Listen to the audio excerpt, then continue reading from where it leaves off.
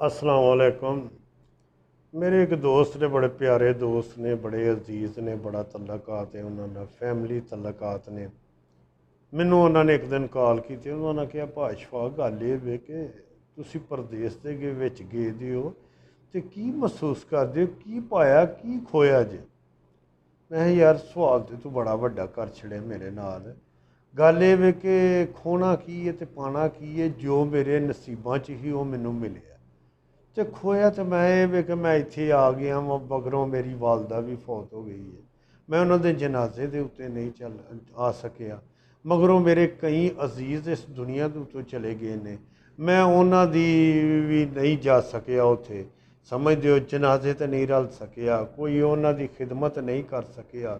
ਇਹ ਪਰਦੇਸ ਹੈ। ਪਰਦੇਸ ਦੇ ਵਿੱਚ ਜੇ ਕੋਈ ਪਤਾ ਲੱਗੇ ਸਾਨੂੰ ਕਿ ਕਿਸੇ ਦੀ ਸ਼ਾਦੀ, ਕਿਸੇ ਦੇ ਬੱਚੇ ਦੀ ਸ਼ਾਦੀ ਹੈ, ਅਸੀਂ ਉਹ ਸ਼ਾਦੀ ਦੇ ਵਿੱਚ ਵੀ ਸ਼ਰੀਕ ਨਹੀਂ ਹੋ ਸਕਦੇ। ਅਤੇ ਜਦੋਂ ਸਾਨੂੰ ਇਹ ਪਤਾ ਲੱਗ ਜਾਂਦਾ ਕਿ ਬਈ ਸਾਡੀ ਟਿਕਟ ਆ ਗਈ ਹੈ ਜਾਂ ਸਾਨੂੰ ਕੰਪਨੀ ਨੇ ਟਿਕਟ ਦੇ ਦਿੱਤੀ ਹੈ ਅਤੇ ਹਾਂ ਸੁਬਾਹ ਜਾਣਾ ਜਾਂ ਪਰਸੋਂ ਜਾਣਾ ਜਾਂ ਕੱਲ੍ਹ ਜਾਣਾ, ਤਾਂ ਸਾਡੇ ਜਿਹੜੇ ਦਿਲ ਦੇ ਵਿੱਚ ਭੁੱਖ ਹੈ ਨਾ, ਉਹ ਖਤਮ ਹੋ ਜਾਂਦੀ ਹੈ ਰੋਟੀ ਦੀ।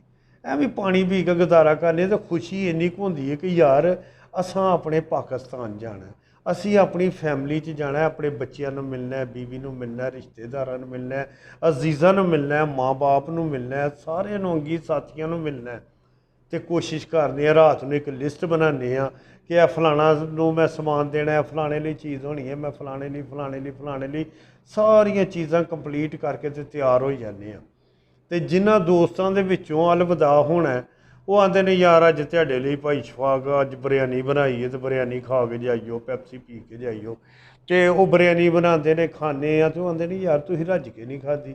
ਮੈਂ ਕਿਹਾ ਯਾਰ ਗੱਲ ਇਹ ਵੇ ਕਿ ਦਿਲ ਕਰਦਾ ਹੁਣ ਰੱਜ ਕੇ ਪਾਕਿਸਤਾਨ ਹੀ ਖਾਈਏ, ਕਿਉਂਕਿ ਖਾਧੀ ਹੈ ਜਿੰਨੀ ਖਾਧੀ ਗਈ ਹੈ, ਲੇਕਿਨ ਹੁਣ ਮੁਹੱਬਤ ਜਿਹੜੀ ਹੈ ਉਹਨੂੰ ਖਿੱਚਦੀ ਹੈ ਪਈ।